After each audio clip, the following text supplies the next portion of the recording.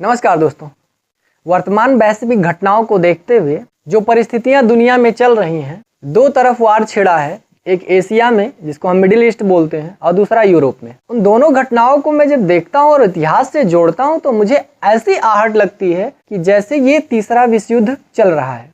खैर, news channel, TV channel, तमाम विशेषज्ञ तो ये बता रहे हैं कि तीसरा विश्व युद्ध है या तीसरा विश्व युद्ध आरंभ होने वाला है, लेकिन जहां तक मुझे लग रहा है, अगर मैं दोनों घटनाएं जोड़ूं, दोनों विश्व युद्ध की जो हुई है, जैसे अगर पहले विश्व युद्ध की घटना हम देखें तो क्या है, पहले विश्व युद्ध में ऑस्ट्रिया के राजकुमार घूमने जाते हैं। साधारण सी बात है, कोई दिक्कत नहीं है।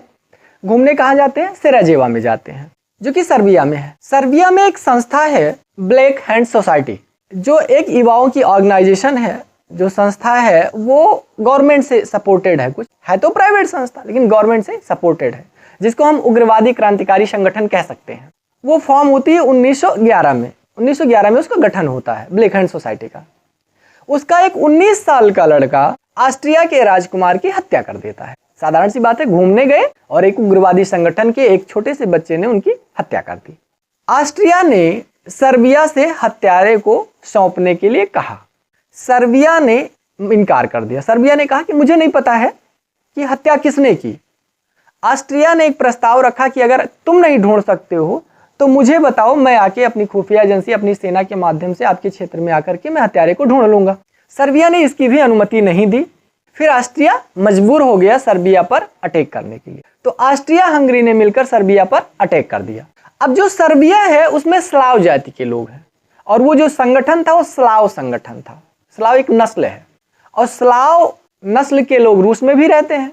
तो जब सर्बिया पर अटैक किया ऑस्ट्रिया ने, तो चूंकि दोनों जाति बराबर, स्लाव सर्बिया में, स्लाव रूस में, तो रूस ने सर्बिया का समर्थन कर दिया। अब जब सर्बिया का समर्थन मिल गया रूस को, तो ऑस्ट्रिया का समर्थन मिल गया जर्मनी को। और फिर एक जाति से शुरू हुआ ये युद्ध धार्मिक गुटों में बंधने लगा। पहले जातीय गुट, जैसे स्लाव स्लाव हुआ, उसके बाद एक धार्मिक गुट बन गया, ईसाई लोगों का गुट, और फिर ये युद्ध लंबा खींचा। फिर आप लोग जानते हैं कि 1914 से 1918 तक चला, और फिर करोड़ों लोगों की जान गई, विनाश हुआ। खैर, खत्म हुआ, शांत हुआ, 18 में खत्म हुआ। दूसरा विश्व युद्ध चालू हुआ साम्राज्य के प्रसार के लिए। जैसे आप लोग जानते हैं कि हिटलर अपने साम्राज्य को बढ़ाना चाहता था और जीत के नए नए क्षेत्रों को मिलाना चाहता था। उसी क्रम में उसने अटैक कर दिया पोलैंड पे। युद्ध पहले चालू हो सकता था, क्योंकि जापान और चीन में द्वंद्व चल रहा था। 1937 के आसपास ही द्वंद्व चल रहा था और वहां से युद्ध स्टार्ट होता, लेकिन ये द्वंद्व थम गया था। लेकिन चूंकि हिटलर, जापान भी उस समय साम्राज्यवादी देश बन गया था, चीन में चांग काई शेक जी थे, तो उनका भी विचार था कि क्यों ना जापान से युद्ध कर ही लिया जाए। क्योंकि एक बार चीन हार चुका था, इसीलिए डर रहा था, तो अटैक नहीं हुआ प्रत्यक्ष। तो जापान अपनी साम्राज्यवादिता से दूसरे पे अटैक करने के लिए बिल्कुल दिमाग में, मन में बैठा चुका था। उधर दो तानाशाह, एक इटली में मुसोलिनी और जर्मनी में हिटलर था। तो चाह तो ये तीनों रहे थे, इसके अतिरिक्त भी और सारे देश चाह रहे थे कि अपने क्षेत्रों का विस्तार किया जाए, लेकिन शुरुआत हिटलर ने कर दी और पोलैंड पर आक्रमण कर दिया। गलती क्या हुई? हिटलर ने, यानी जर्मनी ने, पोलैंड पर आक्रमण इसलिए किया कि वो पोलैंड को अपने क्षेत्र में मिला ले।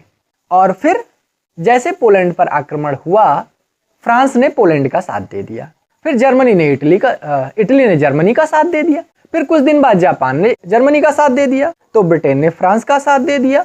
तो गुट बनते चले गए और फिर युद्ध आप देखते हैं कि 6 करोड़ लोग मारे गए। घटना क्या है? पहली क्या है? जाति के आधार पर एक जातीय संगठन ने एक राजकुमार की हत्या की, पहला विश्व युद्ध चालू हुआ। दूसरा विश्व युद्ध साम्राज्य विस्तार के लिए एक दूसरे देश पर आक्रमण किया गया। अब इसको वर्तमान घटना से जोड़ते हैं हम। एक धार्मिक संगठन ने एक शांतिपूर्ण, एक मेले पे जो एक समारोह चलता है उस पे आक्रमण किया। जैसे आप देखते हैं हमास ने, जो एक धार्मिक संगठन है वहां का, सैनिक संगठन है वहां का, जो कि सरकारी संगठन नहीं है फिलिस्तीन का, लेकिन उसने एक शांतिपूर्ण उत्सव में आक्रमण कर दिया। जैसे कि राजकुमार केवल घूमने गए थे ऑस्ट्रिया के, और उसमें एक जातीय संगठन ने, ब्लैक हैंड सोसाइटी के सदस्यों ने आक्रमण करके हत्या कर दी। ठीक वही घटनाक्रम यहाँ पे हुआ। शांतिपूर्ण है, जुलूस चल रहा है, जुलूस क्या, उत्सव चल रहा है, और उस पे हमास के लड़ाकों ने एकाएक अटैक कर दिया। तो स्टार्ट हो गया हमास और फिलिस्तीन, यानी फिलिस्तीन और इजराइल के मध्य संकट। फिलिस्तीन का साथ दे दिया लेबनान ने, तो इजराइल का साथ दे दिया अमेरिका ने। अब फिलिस्तीन लेबनान एक साथ लड़ रहे थे, ईरान ने लेबनान का साथ दे दिया, तो ब्रिटेन भी खड़ा हो गया इजराइल के समर्थन में। इधर यमन ने भी साथ दे दिया फिलिस्तीन का, तो उधर फ्रांस भी खड़ा हो गया इजराइल के समर्थन में। तो गुट बनने लगी। यहां देखो चला क्या, धार्मिक आधार पर अटैक हुआ है। एक धार्मिक संगठन ने अटैक किया एक शांतिपूर्ण उत्सव में शामिल लोगों पर, और गुट आप देख रहे हैं बन रहे। एक तरफ लेबनान है फिलिस्तीन के समर्थन में, ईरान है फिलिस्तीन के समर्थन में, यमन है फिलिस्तीन के समर्थन में, ये लोग फिलिस्तीन के, तो उधर ब्रिटेन, फ्रांस और अमेरिका है इजराइल के समर्थन में। खैर भारत दोनों के समर्थन में, कोई दिक्कत नहीं, शांतिपूर्ण है।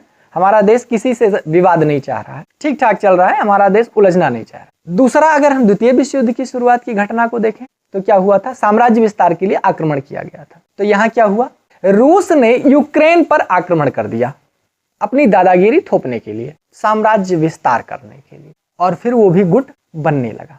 इधर बीच में एक और युद्ध चालू हुआ था, आर्मेनिया और अजरबैजान का युद्ध। खैर वो दोनों देशों ने, शायद दोनों राष्ट्र प्रमुखों ने सूझबूझ का काम लिया और युद्ध नोगार्नो कारावाख को लेकर चालू हुआ था। एक स्थान है जैसे कि हमारे यहाँ कश्मीर टाइप का है, जैसे कश्मीर भारत और पाकिस्तान के बीच विवाद का कारण है, वैसे एक नोगार्नो कारावाख है, वो आर्मेनिया और अजरबैजान के बीच विवाद का कारण है। खैर उन दोनों ने सूझबूझ का साथ लिया और शांत हो गई। लेकिन ये जो हम देख रहे हैं कि यूक्रेन और रूस उधर चल रहा है, एक तरफ नाटो हो गया, वारसा तो खत्म हो गया, लेकिन रूस के समर्थित देश रूस के साथ हैं। इधर पूरा एक लंबा गुट बनता चला जा रहा है। तो मुझे तो ऐसा आस लग रहा है कि ये तीसरा विश्व युद्ध है, और इसको देखते हुए अपने देश की परिस्थितियों को संभालना चाहिए।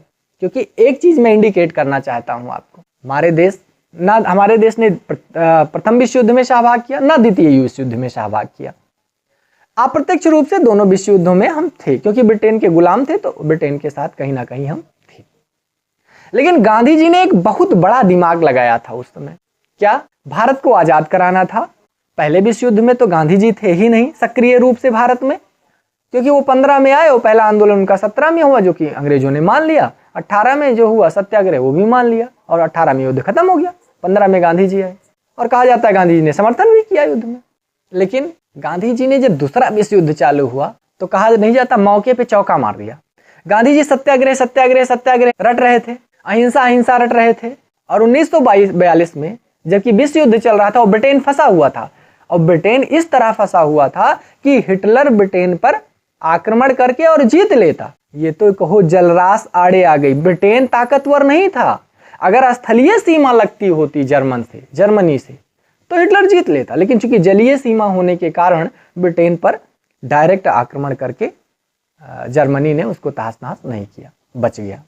लेकिन खूब बढ़िया तरीके से ब्रिटेन उलझा था। उसी दौरान भारत में गांधी जी ने भारत छोड़ो आंदोलन चालू किया। क्योंकि अब ब्रिटेन वहां उलझा है, विश्व युद्ध में फंसा है, चारों तरफ से वो झेल रहा है, और इसी दौरान अगर हम तेज का झटका मारेंगे तो शायद मजबूर होकर के और वो भारत छोड़ के चले जाएं। और देखो जो सत्याग्रह कर रहे हैं वो क्या कह रहे हैं 1942 में, करो या मरो। यानी बड़ा अच्छा मौका देखकर गांधी जी ने आंदोलन किया कि हमको आजादी मिल जाएगी। खैर अच्छा था भी, लेकिन ब्रिटेन ने उसको कैसे सुलझाया और हमको फिर से दबा दिया। हमारे क्रांतिकारियों की नृशंस हत्याएं की गई, फाइटर जेट से हमारे ऊपर गोलीबारी किए गए और आंदोलन दबा दिया गया। ऐसा तो नहीं कि कुछ देश विरोधी ताकतें, जब दुनिया में उथल पुथल मचा है तो देश विरोधी ताकतें उठ रही हों, या हमारे देश में उपद्रव का माहौल बन सकता है। क्योंकि अभी बांग्लादेश की घटना से हम लोग वाकिफ हैं कि बांग्लादेश में कैसे उपद्रव हुआ, वहाँ की सरकार बर्खास्त की गई। हमारे पड़ोसी पाकिस्तान में ऐसी घटनाएं लगातार होती रहती हैं और सरकार बर्खास्त होती रहती है। आज की जो सरकार है वो भी अस्थायी है। म्यांमार की सरकार आप लोग जानते हैं कि जुंटा शासन है, वहाँ पर सैनिक शासन चल रहा है। श्रीलंका में अभी अभी आंदोलनकारियों ने कुछ दिन पहले, डेढ़ साल पहले इतना भयंकर उपद्रव मचाया कि वहाँ की संसद पर राष्ट्रपति को भागना पड़ा, संसद पर कब्जा कर लिया। तो ये वैश्विक परिवेश हमको तो पूर्णतया लग रहा है कि ये तीसरा विश्व युद्ध चल रहा है, कहे कोई या ना कहे। आप लोगों की क्या राय है कमेंट बॉक्स में जरूर बताना। धन्यवाद।